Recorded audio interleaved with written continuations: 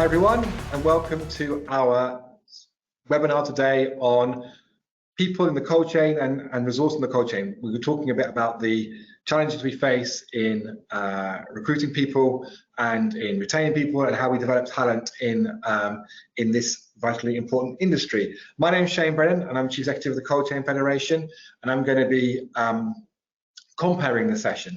Now, this session was going to be an in-person event at our Cold Chain Live conference, our really successful, really exciting conference we had in September. Unfortunately, day 2 had to be postponed because of the unfortunate passing of the Queen, and so we promised at the time to reconvene this session as a virtual event, which we've now been able to do. So thank you all for joining us for this. When we talk about people, you know, there are lots of cliches about the importance of people to teams and the importance of people to business success. And I'm not going to go through them all, but it is true that, you know, we only are as good as the people that we have in our operations. So there you go. There's one cliche. I'll give you one. And it's been a really challenging few years, I think, in terms of recruiting and retaining people in logistics businesses. Has always been one of the things that we've always felt is particularly challenging. It's particularly challenging when you're working in minus 20 degrees centigrade environments. That adds an additional layer of complexity to finding the people that are you know, want to do the job and want to work in those environments. But it was particularly interesting during the window of the pandemic, when we saw the operational challenges that we went through and the real sort of resilience that our industry showed in meeting its challenges at that time. But also psychologically, I think the way the workforce, the way that we as people generally sort of saw work and how work fit into our lives was challenged by the pandemic period, and was our minds were open. And I think employers generally are looking at how we deal with that challenge now in this window, now that we've come out the other side. So we'll reflect a bit on that. But the first thing we're going to do is we're going to talk a bit about the work the industry is doing proactively to promote itself, and we'll hear from that in a moment. In terms of, so obviously I'm Shane Brennan, I'm from the Chief Executive. Our Cold Chain Live conference was supported by a number of partners. We're delighted that they did so, and we thank them again for their support for this particular session. And this would have been in our logistics zone at that conference in September. Our panelists include Claire Bottle from the UK Warehouse Association, a friend and colleague who I know are doing significant amounts of leadership work in this area. Kirsten Tisdale from Marissa Consulting has got some really interesting stats for you on how on some of the trends in the labour market and what that means in terms of context. Chris Hyde, member of the board of directors of Cold Chain Federation, leading a very large team within the GXO operation, particularly focusing cold chain. Kevin Hancock, who heads up Norwich Cold Stores, among other businesses in UK cold chain, and Bethany Windsor from Generation Logistics, the initiative that we support. So as I say, we're going to run this session. We're going to hear from Bethany first. She's going to talk us through the Generation Logistics campaign and what that's achieving for us as a sector. We're then going to hear from Kirsten with some key stats about the industry, and then we're going to bring in the other panelists for a discussion, all told through to 3 o'clock this afternoon. So if you want to ask questions, please do so throughout the session. You can do so by typing your questions in the question box here, and I'll keep an eye on those throughout the session and put those to the panelists as and when the time comes. If not, then please sit back and let's introduce our first speaker, which is Bethany Windsor from Generation Logistics. Bethany, are you there? Yeah, perfect. Okay. Brilliant. Okay, right, take us through, talk to us about, and we're delighted to be a supporter of Generation Logistics. I know other companies that are watching this will also be supporting it, but it'd be great to hear your perspective on where we're at with this really exciting, groundbreaking campaign. Super, and when I need my video, I am saying go to Video Shane, is that right? That's correct. Brilliant. Okay, so assuming that everything has come together and you can see the Generation Logistics logo on the screen, and you can see some lovely words. They are more than just lovely words, but I do just want to double check that you can see them. We can see them. We can see them best. Yeah, we can see them. See it. Brilliant. Okay, so Generation Logistics. It is an industry-backed initiative, basically to answer the question that we are talking about today. Where are the people? the people are not fulsomely aware of the logistics sector, which means that we do have that challenge to recruit. We don't need to talk about the whys and the wherefores. Of course, you live and breathe that every day. Generation Logistics was born out of an idea that has been flying around for certainly my time in the sector, just over 5 years, and I've got no doubt from even before that. How do we inspire people to choose a career that they have very little knowledge or awareness of, or indeed a very static, fixed perception as to what we are?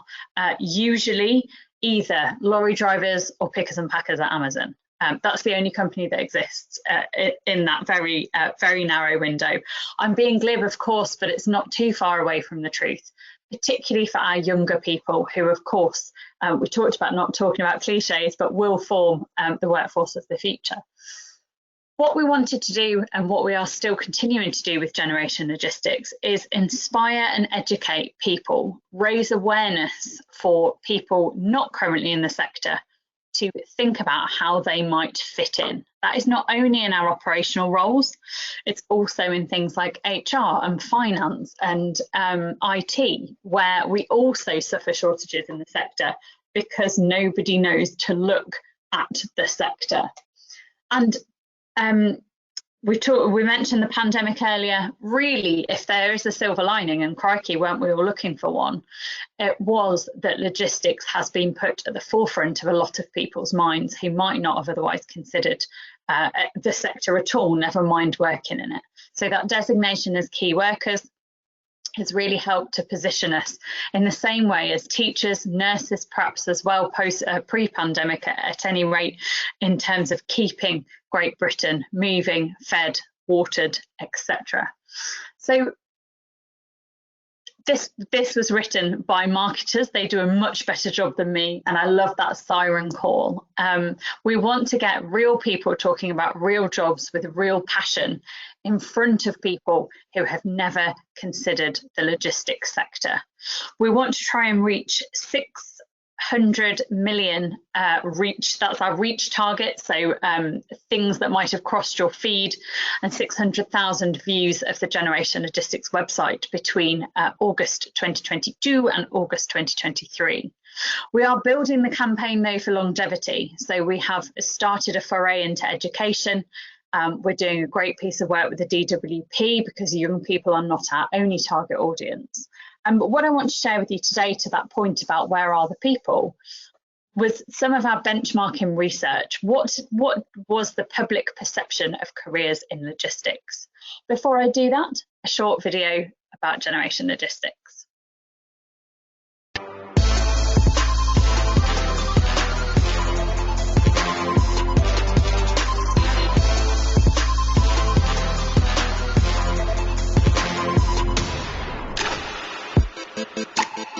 Don't worry, it's not.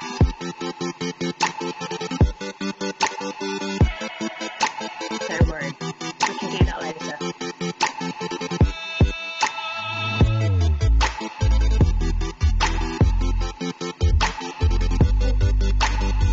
He's running back now.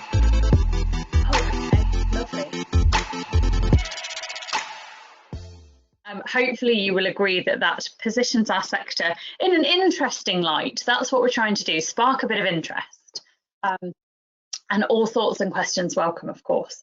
So you should have my screen back now. And as I said, I'd like to share with you some of the benchmarking research that we did in April of this year, to think of, to ask a group of people that fell into two categories: those in education, so the 16 to 24-year-olds currently looking at something either whilst they're in education or post-education, and job changers, those actively in employment but looking to change jobs into a new sector.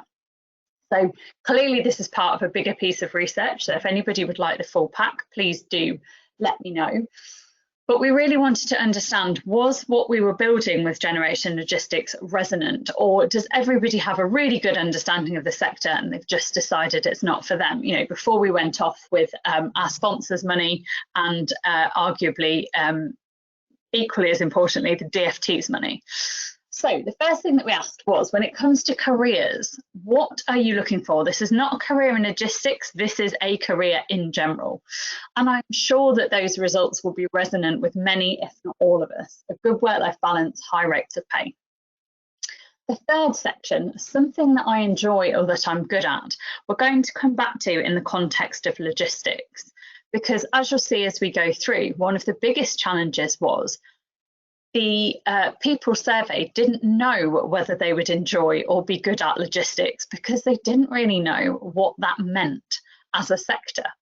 So important there, I think, to contextualise certainly some of the things that we might feel is important for a career, and indeed perhaps we would agree form part of a career in logistics. The surveyed group's perception of logistics was that it was crucial to keeping the country running. We know this. We were glad that this came through. And indeed, 28%, as you can see there, saying that it is important in their everyday life. We suspect that certainly the pandemic has helped that when, of course, we tried to stay in as much as possible, but great insight, I think, to know that we have that amongst those two groups, particularly those young people, although as you can see it wasn't perhaps quite as resonant as we might like it to be. Unfortunately, the second two highest bars that you can see there, it's mainly men who work in the logistics sector, and logistics sector is mainly about lorry driving. This really cemented the challenges that we knew we were going to have around myth busting, and that's a big part of what we want to do with Generation Logistics. Going back to those real people talking about their roles, we want to make sure that we are profiling a really wide range of people, so somebody looking to join the sector can see themselves, and that it's not all going to be chaps and it's not all going to be lorry drivers, although both of those demographics are important, and we certainly aren't in the habit of throwing the baby out with the bathwater. We then moved on to talking about a career in logistics. So if people had an inkling as to what a career in logistics was, what did they think? And you'll see here those high rates of pay make an appearance again. So what do people want? High rates of pay. What can we offer? High rates of pay, which is great. It means we know what we can tackle from a messaging perspective. Job security, till we invent teleportation, we'll always need logistics. And even when we do, our logisticians will just become something very different, fixing our teleportation machines or giving us customs clearance to teleport elsewhere, or who knows, that's part of the excitement. You'll notice there along the bottom, but that over a fifth quite simply didn't know. They couldn't answer the question because they didn't know what logistics was, significantly higher amongst our young people. Again, the hypothesis there is that if you are older, you have worked, you have perhaps seen logistics, touched logistics in some way in a different role. Young people coming fresh out of school and college, it's a challenge as we are not on the curriculum. So a big piece there around education to do to get those career aspirations matched up with the sector. We did quite well in terms of words associated with the sector. This was better than we perhaps thought it might be. Skilled and demanding, lots of people looking for that challenging work, making their mark, learning a trade and a sector. Important, nice to see that up there. But of course, boring, unfortunately, makes the top three, and statistically significant amongst our young adults. Now, I'm going to guess, and again, we started to do some focus group research with this, so it's not an uneducated guess. It goes back to that perception of, well, driving is boring and I only think about lorry driving. And indeed, there will be people for whom that is a passion. So definitely horses for courses, but a lot of this macho, aggressive, is coming out perhaps of some stereotypes that we need to overcome.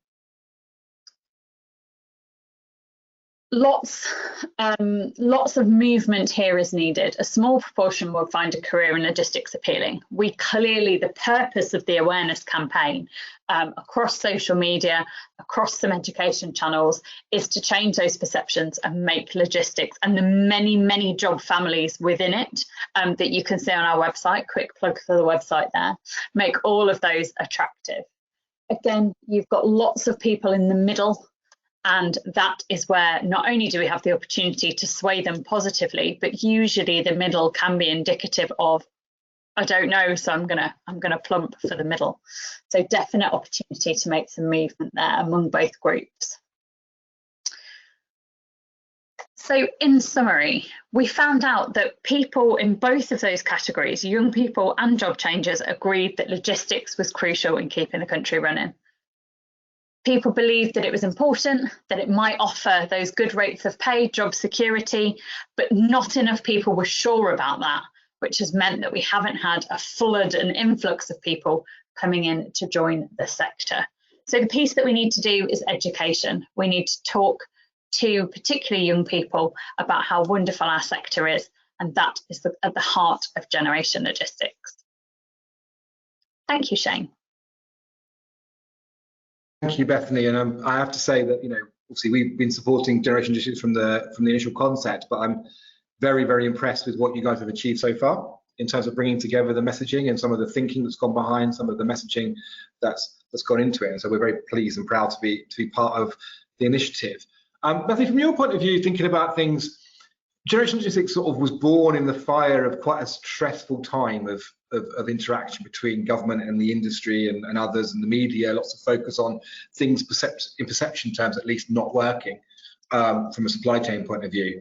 Have things markedly changed since then? Are we in a different mind space now, or are we still the ideas that came behind the idea, the reasons, the context that gave birth to Generation Logistics still the same? How do you assess that?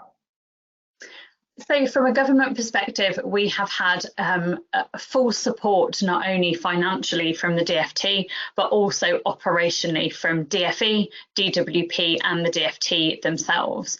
The DWP have grabbed the campaign with both hands. I think it's something that that allows them to talk more about a subject that certainly for those of you that know the logistics coaches are hugely passionate about. And the DFE working very closely with Careers and Enterprise Company, National Careers Service, to look at how we create some truly curriculum relevant resources. So I think perhaps at strategic level, I shall show my cards here and say, who knows what's happening? But at operational level, we have got that support. And I think that support has helped the ongoing challenge between, is raising awareness of the sector a membership body and trade association function? Is it a sector function? Where does the pot come from? Where does the resource come from? Who are the experts who have the time? That ping pong that we've been playing for a little while, certainly speaking for the Chartered Institute, the DFT saying, do you know what, we are going to invest in this, both in terms of time and in terms of money, has allowed us to play in a very different ball game. And it's been very refreshing. Yeah, that's really sort of comes through. So thank you very much, Bethany. I might dive into that a little bit more, particularly some of the other panelists when we come back. Right, I'm going to ask Kirsten Tisdale to join us now. Kirsten, and I'm going to sort of run through sort of as a precursor to the panel itself. I'm going to sorry, just let me while I get my screen up there. I'm going to sort of ask you to run through some key stats that you've been looking into for us around where we're at in terms of the numbers in the workforce as it plays into logistics and obviously cold chain as a subset of that. So here's your first slide. Okay, thanks, Shane. I started with this one because Shane's key question was, where are the people? And the answer to that is that we lose some through churn every year. And I got these statistics off the Office for National Statistics website, and indeed I've requested some more up-to-date ones. But as you can see, transport and storage, which does include passenger as well as logistics, but we only have 66% of employees with the same employer 1 year later. But actually, that's not much different to the UK average, which is 65%. But if you look at my equation that I've done in that bubble, that thought bubble, you know, if you lose a third this year and you lose a third next year and you lose a third and a third and a third, that implies that you only have 12.5% of employees with you, still with you after 5 years. So it's a sort of relentless task looking for staff all the time. Do you want to go on to the next one, Shane? Okay, so this is not specifically about logistics, this is general vacancies and unemployment. This is a press release from the Institute of Directors, and for the first time, the vacancy rate is higher than the unemployment rate. So even if every single person that was unemployed in this country was in geographically exactly the right place, had the right skills for the job, we still don't have enough people to fill all the jobs that we currently have. Next one, please, Shane. Okay, this one's about employment. There's various different measures, and this one is about payrolled employees. But as you can see, as far as payrolled employees are concerned, we are now back to above the pre-pandemic level. However, if you look at the slide, the graph on the right-hand side, you'll see that the UK has started losing older workers. So the blue there is 35 to 49. That's, you know, still going along nicely. But the 50 to 64, which is the orange line, you'll see that over on the right-hand side, it has started going down after it was climbing for a long time. Next one, please, Shane. And the crucial, you'll have probably heard this story in the press at the moment, but the big story at the moment is about economic inactivity. You know, recently, in the recent past, there's been 2 million people economically inactive. Now there's 2.5 million people economically inactive. And what's meant by that is people that are out of work, but who are not looking for a job. So they're not old enough, they're working age, they're not old enough to be claiming a state pension, although they might be claiming a private pension, and they are not claiming unemployment benefit, but they are not working. Now you can see there, I sort of had a look at the largest reasons for economic activity over the years, and up from 1993, which was the earliest year I found, 2013, looking after the family stroke home. So that's when women tended to be at home looking after the family. The largest reason then became being a student, and then in the last couple of years has become long-term sick. And that is a real issue for the country. If you want to go on to the next slide, Shane. Long-term sickness, so 500,000 more people are out of the labour force now because of long-term sickness compared with, you know, 2017, 2018, beginning of 2019. But if you look at the dotted line that is crossing that graph and go down to the bottom, you can see that actually the increase in long-term sickness started before the pandemic. So this is not entirely a COVID-related thing. It's all sorts of other illnesses. So next slide, please. Some sectors more affected by long-term sickness, and you'll see that I've circled on the left-hand graph transport and storage. Again, that includes public transport, not just logistics and warehousing. But you can see that we are the second highest sector for having former employees out of work on long-term sickness. On the right-hand side, it's looking at occupations, and elementary occupations is where warehouse workers sit. And I think there was one more slide, Shane, which was just about adverts. I haven't got, I don't think I've transposed that one, my mistake. That's fine. But in terms of logistics adverts at the moment, there are more adverts than in 2019 and 2020, but less than 2021. So the sort of the heat is off, but not off as much as it was in 2019. I'll hand back to you, Shane. Thank you, Kirsten. Can I just ask you, so thank you for doing those numbers. I think, you know, that kind of, it's noticeable. That kind of, we were talking about these things are always governed by a kind of media story or a kind of overarching concept that sort of dominates the conversation for a few months. And we were talking 4 months ago about the Great Resignation, the idea of older people exiting the workforce, accelerated by the pandemic, and now this focus on long-term sickness. And I guess there's an element of overlay between those two things, although they are very separate, I would imagine, ultimately in terms of motivations.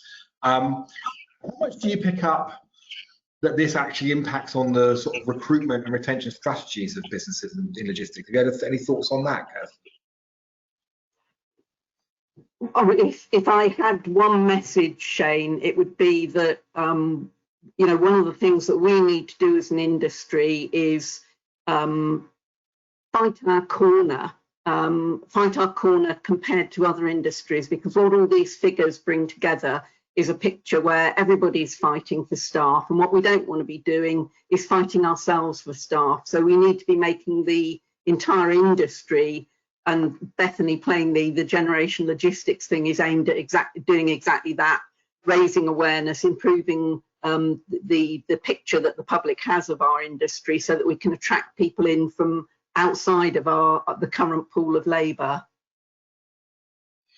Yeah, no, I think that's definitely right, and that's why I think Generation is such a great initiative from that particular point of view. Can I ask the other panelists to join us now, so we can just dive into some of those, unpack some of those themes that were introduced by Bethany and Kirsten. Hi, Chris. Hi, Claire.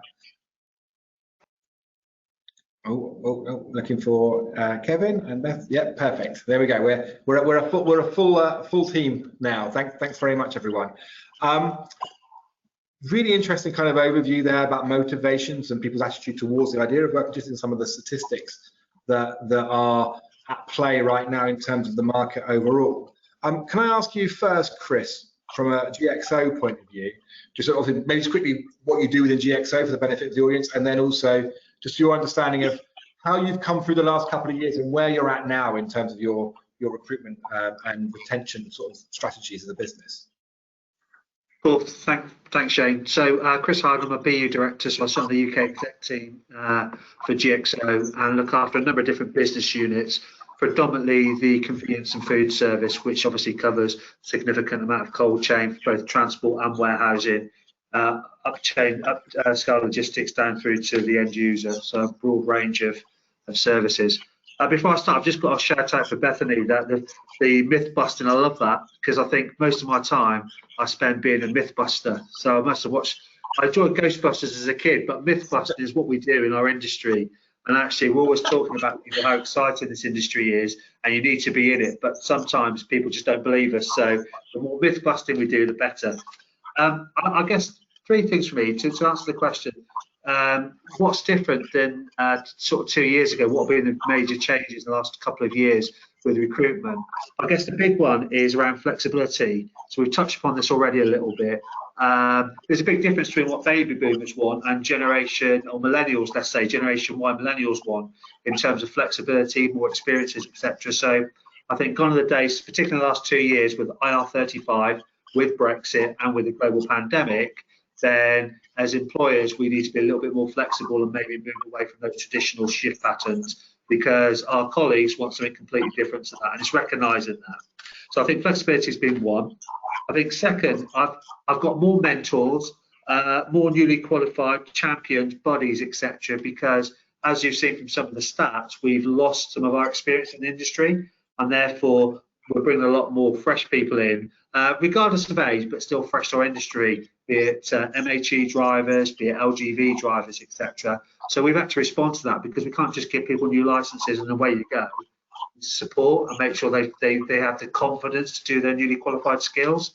So I think mentoring and buddying, and again, the way we support colleagues has changed significantly in the last 2 years. And finally, competition, which will lead me on to what we're doing differently. I guess we need to be the employer of choice. So we need to do everything we do to stand out, and that's right the way from recruitment. So Kirsten talked a little bit about there in terms of job adverts that are online, etc. It's making sure you're the first click, making sure that your adverts using all the tricks, the algorithms, etc. So you're on that front page, so that when a job somebody types in transport or warehousing or cold chain roles, you're first there. So we spent a lot of time sounds a bit boring, yeah, but looking at algorithms to make sure we're the first ones on that list. And just some tools and techniques around making sure people understand it's not just about the salary, there's flexibility, there's other benefits. And some of our colleagues are not just interested in, of course, cash comes out quite key, but it's I guess it's the ESG capability of your business as well. We're finding a lot of people have got a lot more social conscience, and therefore they're genuinely interested in what we're doing to support our environment, social responsibility, etc. So let's not, I think, not underestimate that. And maybe that's because more people may be living at home, and therefore that tradition of getting a mortgage, working shift patterns, etc., is maybe, you know, move the dial a little bit more. So there's more awareness of that. And I think it's about listening to your workforce. And maybe we'll come back to this because I'm conscious I'm taking a lot of time up. But there's a number of things I think we've done that really, we've just listened to people, and we've tried to gear our solutions and our service offering to our colleagues in a more structured and more flexible way. Is probably key things. Maybe come back to me a bit later, Shane, with some of the examples of some of the things that we've done. I've got about 3 or 4 different questions that occur from what you just said that are fantastic in terms of things. I'll just ask you one before I move on to Kevin. I'll ask about the mentoring side of things. So I thought that really, really interesting. This idea of your more experienced employee, team colleagues acting as mentors to people coming into the business. That's quite a brave thing to do, given in terms of productivity impacts. If you're taking your more experienced people and then taking them off sort of just doing and getting them on to sort of training others. How did you, was that a big decision to make, or is that just a needs must, or how did that evolve? I think it's about doing the right thing, actually, because I'll use an LGV driver, newly qualified, they may be qualified in terms of passing the test, but we all know if we drive cars, you pass your test, then you learn to drive. And actually, it's about making sure we keep people safe, we invest in the colleagues, so when the colleagues join us and are newly qualified, they get that support, and that's part of our service offering as well. They're not just given a bunch of keys and saying, off you go. So it's actually making sure, as Kirsten was saying, you need to be people be affiliated to your company, your brand, so you don't get that churn and that constant turn, so people don't just, it's not a commodity, you're actually buying into that individual by investing in time. Yes, it costs more money, but we believe in the long term you'll get better productivity and better engagement, and you'll get a colleague that will want to stay with you a lot longer than they would do if you just give them the keys crudely. Interesting. I guess it's an interesting sort of chat for the individuals involved in being the mentors. I guess some will take that very naturally, some will find it a bit harder, but generally getting them to understand and enjoy doing that, I think, is an important sort of training and development need as well. Kevin, can I bring you in, Kevin? Can you just quickly tell everyone about yourself and about Norwich Cold Storage and the wider business, but also give us your reflections on where you think we're at now, coming out of the last 2 years and looking to the months and years ahead. Oh, mute. I think you might be on mute. Oh, hang on. I think you're muted. Hang on. Bear with me 1 second. Okay, try again. Hello. Hello. Sorry, you're muted. Hello. Hear you. We can hear you. Good. Yes. Good afternoon, everybody. I'm Kevin Hancock, Chief Operating Officer of Norwich and Kevin Hancock Limited. Yes, been around a long time doing what I'm doing, and Norwich, of course, as many of the industry know, was acquired by Nishirai towards the back end of last year. It's a very, very interesting time we're in for many reasons, and I think the word interesting is actually even a strange one to be using because it has so many different dimensions to it nowadays, but we found ourselves in that position now to where we are. Certainly in our sector, yes, keeping supply chain, keeping things moving has been difficult. It certainly has, not least for the recent issues we've had, be it COVID, Brexit, and various other things. But yes, it's very much about the colleagues and how we can work to make our industry exciting. I think many of us sat here are terribly exciting about industry and what we do, but it's rolling that out. It's rolling that out far more. I think if anything, really, it's been realised how important supply chain is for many reasons, whether it's vaccines, whether it's food. It really is an important part to sustaining what we do here in the UK. So we've looked very, very closely because everybody suffered with this shortage of labour, and some really quite alarming results that Kirsten's showing there. I didn't appreciate there were so many people out of work through sickness. And yet all these factors come along. So it's what can we do and what have we done?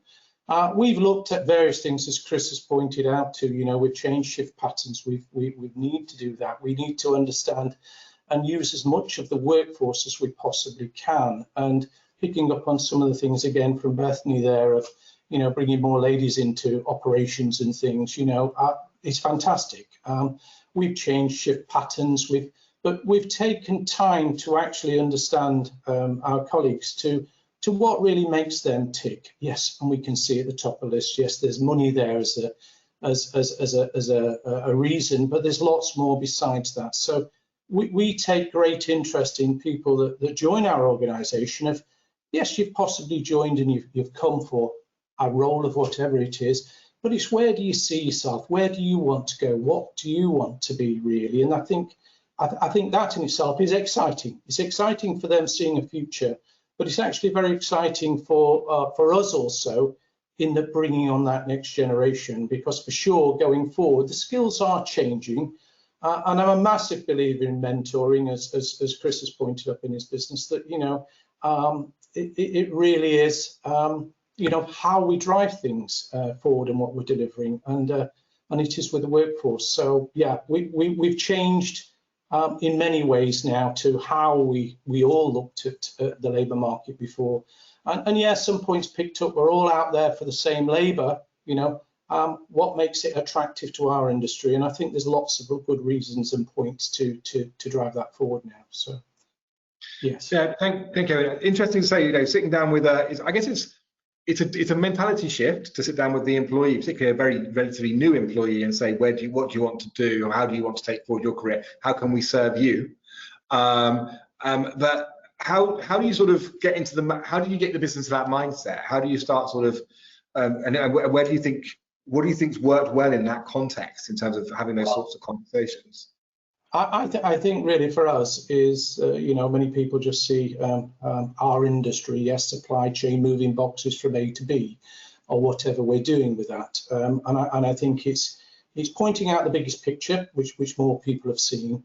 But for us, really, what we've done is actually more promote, because, if there's one thing for sure with some of these crises we have, it really has come home to many, many people that the phrase is, the world is a global village. Supply chain comes from all over the world, and it can become very broken and very misjointed, but it's actually people being part of that and delivering that end-to-end supply chain. So actually some people don't actually kind of realize where does their food come from, or where is it going to, and actually all the pieces that do that. So the fundamental piece is often the last piece of getting it out to the retailer or to the consumer, which is the piece that most people notice when it isn't on the shelf when they go there to buy it, So it really is very instrumental as close as we get to that end result of delivering that product. And I think when they're part of that and can understand they've got a career and a future in that, that goes a long way to showing what we're about, really. Okay, I was going to come to you in a second, Claire. I just need to ask something to link back to what Bethany presented at the start from what Kevin said. This idea of mission-based employment, or mission-based sort of reasons to go to work. This idea of being part of feeding the world, or being part of delivering, that came through in the research you've done, haven't you? And how much do you think employers are leaning into that in how they present themselves to their existing and potential workers?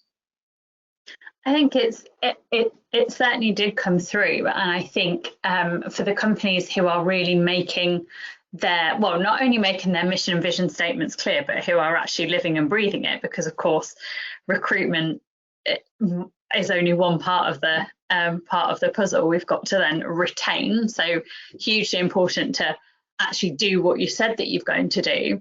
But for those companies that are looking differently at what they do, be that from an HR perspective in terms of L&D, whether that's a sustainability perspective, and really promoting it not only from a corporate perspective, but getting you know, their staff enthusiastic. They're of course our best ambassadors, of people already doing the do and being passionate about it. That does work. I mean, ultimately, we are all either moving stuff, storing stuff, or both. If you reduce it right down, that's what we're doing.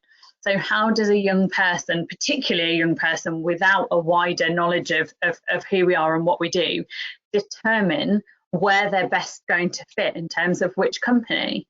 They can only do that by having a sensible knowledge of what that company stands for and the direction that they want to take the organisation in. So as long as it is genuine, it is hugely important. If it is not genuine, you will get found out very, very quickly by this generation. They don't suffer fools gladly. No, I think that definitely resonates. I mean, my 8-year-old and 6-year-old are already telling me that they basically don't stand for any BS in terms of that sort of thing. Claire, can I bring you in? So this idea of competing for workers, basically acquiring staff like you acquire customers in mentality. Does that resonate with you? And from an industry-wide point of view, from Aqua representing the whole of warehousing logistics, do you sort of recognise that challenge? And do you think that the organisations like yourselves, ourselves, have a role in that? Absolutely, yes. So thank you for having me. UK Warehousing Association represents 900 member companies, and our membership's really growing at the moment. So we grew nearly 10% in the last 12 months. That reflects the fact that warehousing is also growing. So over the last 7 years or so, we've seen something like 40% growth in the square footage of warehousing within the UK. Now, that's not specific to cold chain, but I think it speaks to the point you were making, that there are a lot more warehouses and they all require labour workforces. Notwithstanding the fact that there is, some growth in automation, I don't think we're seeing that on a scale which will have any significant impact on the demand for labour. And as you rightly say, there are some challenges with the environmental conditions of working in temperature controlled facilities, and when there are so many more ambient warehouses being built, it's creating that kind of competition, I think. I also just want to touch up on a point which is something I learned from Kirsten, but I don't think she's mentioned it in the statistics today. If you were to go back to sort of 2015, 2016, something like a third of our forklift truck drivers were EU nationals. And since then, we've seen that number drop to, nowadays, I think it might be about 10%. Now, I suspect it's a little bit too simplistic to say that's simply all about Brexit. But I do think that Brexit has played a part, along with the pandemic, in perhaps encouraging people from other EU nations not to want to work in the UK anymore, and that's created a problem for all of us. And what do you think? I mean, watching the government changes, there's the dramatic kind of retention problems our government have got in terms of maintaining prime ministers and the like at the moment. One of the interesting things in there has been this debate happening amongst the theoretical, the strategic discussion going on about what's the future direction of UK economy and stuff around the role of labour supply in the inflation problems we have, in the labour availability problems we have. Do you get a sense that there is a change going on in government thinking around this stuff, or from the sort of 2016 we must control our borders and hold everybody out through to, are there undercurrents that we're picking up that might be sort of challenging some of that? Well, it's difficult to say. I suppose we must anticipate there being some sort of change in the sense that the MAC has been asked to re-look at the shortage occupation list, and that suggests that at least some conversations around that kind of theme are taking place behind closed doors in government. I suppose we're not getting a huge amount of transparency about what the likelihood is there of changes actually happening to the list. So what we're really hearing is a bit of rhetoric about the fact that we might look at whether different shortage occupations need to be considered. We're not hearing that is genuinely going to happen. As in government, also in our sector, we need competent people and people who are well qualified for the jobs that they're going for. And wherever we might find those people, I think we ought to look. would like to just touch upon a couple of ideas that we've been trying to share as ideas of best practice amongst our membership. You know, Kirsten spoke about long-term sick. Is there anything that we can do to change the way that we're able to recruit people that have got long-term health conditions, particularly, for example, those with learning disabilities, such as people with Down syndrome? The DS WorkFit Foundation have found that warehouse work can be really applicable, and I think GXO is one of the companies that have tried to lead the way on that. Similarly, there are opportunities with the Military Covenant to look at recruiting from ex-military. We work with a charity called Tempus Novo, who find career opportunities for offenders, that sometimes people serving in open prisons, serving sentences, or else it could be ex-offenders. And of course, we've talked about the woeful inadequacy of the representation of women within our sector. I think part of the solution has to be thinking more creatively and imaginatively about where we're going to recruit from in the first place. Chris, can I ask you about one of the things that sort of the experience of the pandemic was more than is usual, the amount of uncertainty and unpredictability around workflow demand. You know, peak demand, when peak was, when things need to be done, how responsive supply chain can be. Do you think we learned any lessons from that period, or how do we overlay those kind of changing needs of our customers of supply chain with the changing needs or demands of our? Do those things come together? Do those things synchronize? What work and hours people want to work in the warehouse environment versus when we need to be doing our peak activities? Do those things marry up, or is that, or not? Yeah, just very quick before I start, I just want to say, fully on Claire's page, by the way, everything Claire's just said there in terms of opening up the workforce, being more diverse, and I guess a little bit braver in our decision making and our thinking, and actually being a bit brave to think about things that, like DS WorkFit is a great example, whereas actually it's more investment, more time and energy, the rewards are massive, and it's actually just being brave enough to be able to do that. So just fully endorse everything Claire was saying. I guess if you just, I guess we're into Black Friday, Cyber Monday season pretty much as we speak. So cold chain, but a bit wider into some ambient here really. You'll see a lot of people are doing Black Friday months, weeks, longer periods, etc. And that's because historically, probably going back pre-pandemic, it was getting ridiculous. The spikes were getting more and more pronounced because everybody wanted to wait and all go at the same time. So all of a sudden you go from having a workforce of an extra 1,000 people just for a weekend going into the following week, and then you drop back down to normal Christmas volume. And I think there's been a lot more pragmatic, based on COVID, based on Brexit, etc. Retailers are a little bit more pragmatic and a little bit more understanding, and actually putting significant cost in at lower productivity, which then increases the headcount even more during those periods, actually by spreading that out, being a little bit more proactive, with getting stock into warehouses, out into store, looking at replens, looking at frequencies, etc. From my perspective, I'm not going to name retailers, but a lot of retailers are working hand in glove, whereas maybe pre-pandemic, when labour, for example, was less of an issue, the spikes were becoming more and more pronounced, and they were getting quite spiky in some cases. That's sort of not taking for granted what's possible. I think listening to supply chain more, I think that's something that happened during the pandemic. It had to, because things just suddenly had to be sort of rethought, and I guess that sort of has a real implication for people. That's about the customer. That's the interrelation between the customer who's buying the service and the people that are providing it, and make sure they're talking better and having a better understanding of each other's pressures and needs, I guess.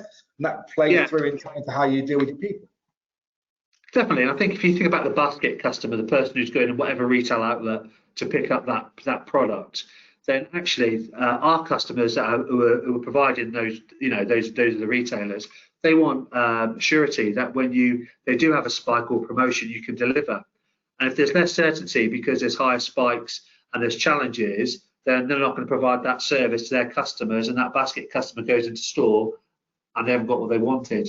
So actually, by working with us, they've got, I guess, more confidence that when they do go on promotion or they do deliver peak trading periods, the stock, the people, the resource, everything's all aligned, ready to provide that level of service. So us as consumers get what we want when we want it, and we have a great experience. and then that is aligned to people, process, systems.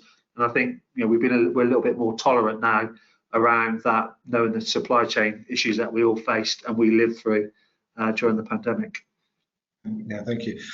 Chris has spoken a bit there about, in that answers up to now, about this idea of mentoring, investing in people, investing time in developing people. Kevin, how do you have the confidence when you're under pressure, you're down on numbers anyway in terms of people, carve out time to train? How do you do that? How do you have the confidence? Is it possible, or do you have to think about how you do training? How do you sort of deal with that challenge in an operation like yours? We do think an awful lot of it, and certainly again looking at people that we're bringing on board, it's a major part of how do we progress, how do they see themselves progressing, where do they want to get to, and then we're actually looking at training programs. What we're really doing is bringing in, hopefully, let's say the next generation, the next workforce. There are different skills that we're looking and needing now to what we needed possibly 10 years ago, or even less than that if we take some of the recent issues. I think what possibly reiterates what Chris and both Claire has just said, we have something, above all now, we start and think out the box, whether that's our clients, our colleagues, let's all think out the box. We've got to look at things differently, really, to how we've done it before. And supply chain is terribly volatile, as we've seen. And so, yeah, the training and that mindset of those people, we don't sit with a monopoly of good ideas. Please, you come up with your ideas. You're doing the job, you're looking at and seeing it. And I think, as we go back to these points of why people come and hopefully join you, it's not initially for the money. Let's hope that it's for the future and the long term, and what they are part of that. And it really is, I think, more so than ever before, through training and development and motivation and delivering, of inspiring them to, this is actually a good place to be. We are making a difference, and we can make more of a difference, because I think today more so than ever before, people are going to the shops to buy the goods and are seeing the increased costs and seeing and looking how we can tighten things. Well, actually, all of us as colleagues and in the industry, we can all make a difference if we think about it. And unfortunately, as Chris says, the people that can make a difference, be it retailers in that end, are actually listening to supply chain, and let's just think out the box to what we're doing here. So yes, very much. Claire, obviously, I know that since you've taken on the leadership of UKWA, you've been looking very much at the training challenge in logistics and looking at how Aqua can play more of a role in that. Do you have a sense of the balance between formal training and qualification-based training and on-the-job training, and how the industry can sort of strike the right balance in those areas, and how Aqua can help with that? Well, I think during my nearly 30 years in the warehousing and logistics industry, one of the things that's changed significantly, which I really welcome, is a growth in the importance of safety. I don't think anybody would want to cut corners on safety these days, and that wasn't necessarily always the case when I was first starting out. And I start by mentioning safety because I think that's where a lot of our impetus for training comes from within the warehousing sector. And I think certainly when it comes to ensuring that the forklift truck driver has got the right experience and competence to be able to operate safely, I think most companies, and certainly members of UKWA and Cold Chain Federation, will be upholding the minimum legal standards and doing that through a very well organised scheme of training. The part which I still think is missing is that, having had a good look around, there isn't really a lot of good quality training available for warehouse managers. The best courses that I've seen tend to be managed in-house, and that means that it's usually the bigger operators that are able to provide them. So we've been working really hard at UKWA to commission brand new warehouse manager training, which we're calling a warehouse manager CPC, to reflect the idea that in transport we have a recognised qualification called a CPC, and we want to attract the same sort of kudos for warehouse management. And thank you to the Cold Chain Federation for writing some of the modules for that, to make sure that Cold Chain is well represented in our new warehouse manager CPC. It's not available yet, but certainly our members, when I've been talking to them, are really looking forward to having that kind of training available, and I think people will find the time for it, because ultimately at that level you can definitely get a payback when your warehouse manager comes back to work refreshed full of new ideas, and with something that's going to deliver a return on investment. Thank you, Claire, and absolutely, we fully support, and we sort of see UKWA as leading for the trade associations in this space in terms of providing this kind of structure around the training opportunities and trying to take what businesses are doing in-house and provide that kind of industry-wide kind of read across and certification opportunity that therefore broadens out the base of opportunity for this kind of thing across the sector. I said that we finish at 3 o'clock. We've got 4 minutes, so I'm thinking about how to wrap this up. I think I'm going to ask you, Bethany, to say a bit about where you're taking Generation Logistics next as a campaign, and how you think that plays into what the industry needs to do in terms of thinking about the year ahead in this sort of big macro challenge of where we find the people we need to sustain us through the medium term. Super, thank you. So in terms of where we're taking Generation Logistics next, we have agreed a spend with our steering committee into education, not necessarily direct to young people, because we are doing that through our social media campaign, and we've got exceptionally creative minds and exceptionally big targets, as you would expect, but to the educators. If we have educators gatekeeping all sectors from coming in, and perhaps only inviting, dare I say it, the sexy sectors, your digital, your tech, and perhaps leaving out the more, well, we can all think of them, can't we? Construction, logistics, perhaps the less attractive sectors to them. We know, of course, it's wonderful. How do we change that? And ultimately, before we get to the young people, we need to do that, because if we have somebody going in and going, Miss, I found what I want to do. I want to be a supply chain manager, and I've read all about it. And they go, what's that? Oh, in logistics. Well, you're going to university. You're not being a lorry driver. Because again, we come back to this. Again, being glib, but it does happen. So we have to educate the educators. They can act as our ambassadors. And to do that, we all need to come together. We need to share resource, share best practice, look at what we're doing, shout about it in a holistic way, so that to young people, we are one brand. We are logistics. Then we have the opportunity to fight internally for talent. But let's get them thinking about logistics first. And that is something that we can all turn our hand to, big, small, or in-between sized companies. Thank you, Bethany. Very, very well. I totally buy into what you're saying there around that importance of showing that. But then I guess we also say logistics is digital. Logistics is digital and it is tech. Those are parts of what it's all about. And also, I've sat in a modern HGV. I think you need a university degree to drive one of those.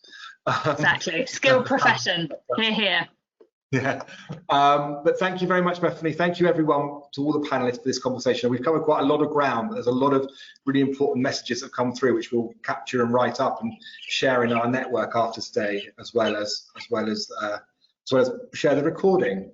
So thank you all 5 of you for your support today. Just a quick plug for our next session tomorrow, when we're talking to the Apprenticeship College about where we are with the opportunity for availability of apprenticeship courses in logistics, both in general supply chain management, but also in the new digital apprentice scheme that they're promoting. So dial in for that tomorrow to find out about that. Some very practical pieces of support can be benefit to you. But other than that, thank you very much to our panelists. Thanks for taking part in the session, and we look forward to talking more about the subject in the future. Thanks, everyone. Thank you. Bye-bye. Bye-bye.